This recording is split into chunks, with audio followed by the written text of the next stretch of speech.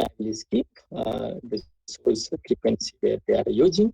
So again, if you look at the coverage footprint, right? So you see LT 700 or 600, right? Where it can give you around 200, a few hundred of Mbps data maximum, right? The bandwidth goes to around 10 megahertz.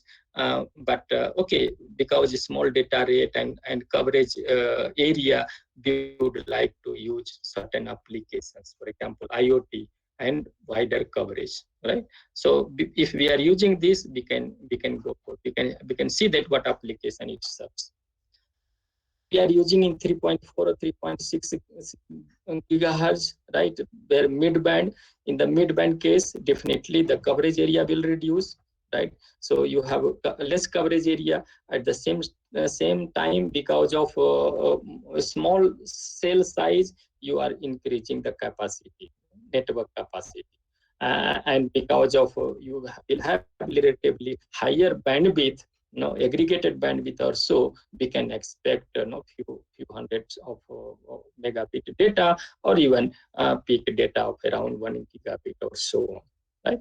So but when you have exclusively on millimeter wave 28 or so on, definitely you have very small coverage area, but that capacity can be increased to 1,000 times, and definitely you will increase the data rate, because aggregated bandwidth can be really very high. It goes up to even 800 megahertz or so on. So definitely this shows that we can deploy. We have different deployment scenario, and therefore, as you see that where we require EMBB, you have the solution. Where you require IoT, you have the solution, right? As far as theoretical concept is concerned. But finally, it comes first concept theory and then only deployment, right? So if we have a theory which can be proved, and tomorrow it will be deployable. Let us see this one of the aspect that shows the spectral utilization efficiency, right? So if you see the current LTE network, right, it also aggregates to around 100 megahertz bandwidth. But you see that because of this guard band, right, lot of bandwidth is wasted. You see in the case of 5G that 100 megahertz, it is a continuous, right, a contiguous to get around 98 megahertz aggregated.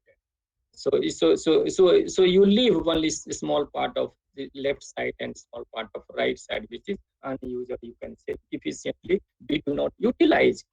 But as compared to LTE, definitely the efficiency is much higher. Right?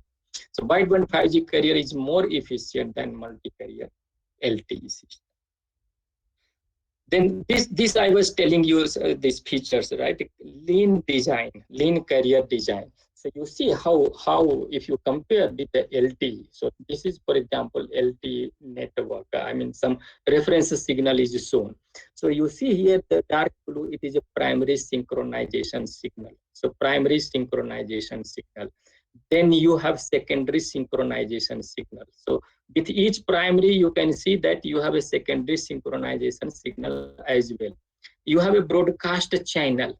So red, you can see that it is a broadcast channel. LTE cell reference signal.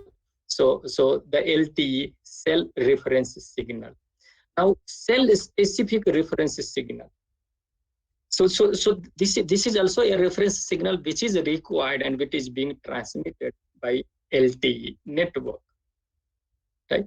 And cell specific reference signal is transmitted every 4 milliseconds. Every 4 milliseconds it is transmitted. If you talk about this synchronization, every 5 milliseconds synchronization signal is transmitted in LTE network. Broadcast like a beacon signal. I'm here, I'm here, I'm here, sending its own identity plus some more signal, and every 10 milliseconds in LTE network.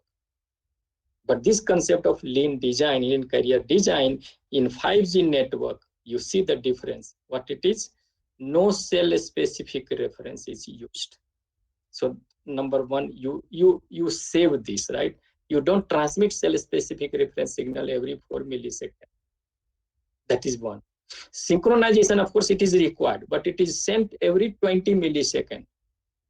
In the LTE case, every 5 milliseconds we are sending. We are going to send this NR 20 milliseconds. Broadcast also every 20 milliseconds, whereas in LTE case, broadcast signal is sent every 10 milliseconds. Right?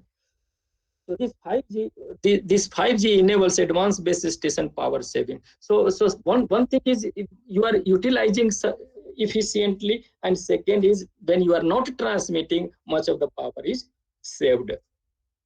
Right? So this concept is actually known as lean carrier design.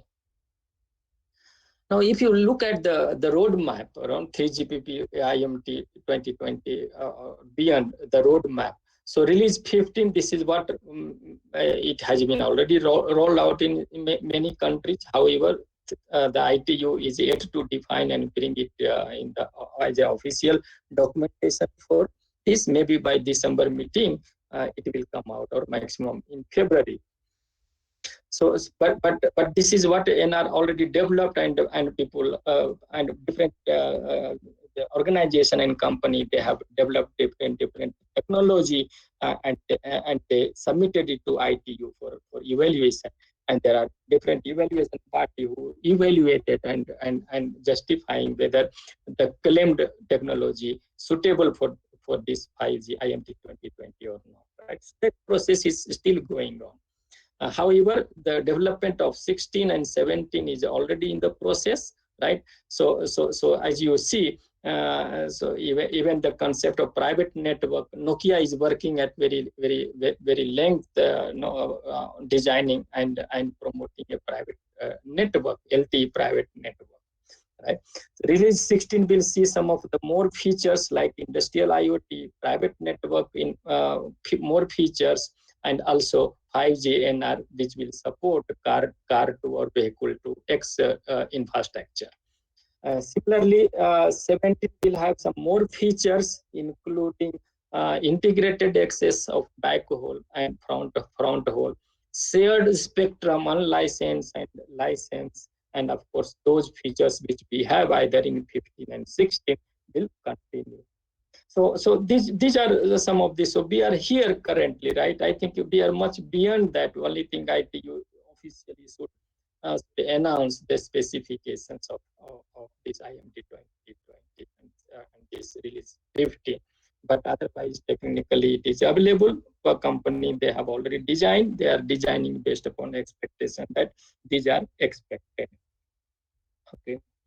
So let us look at those features that we discussed a little bit more detail on NR part. So release 15 specification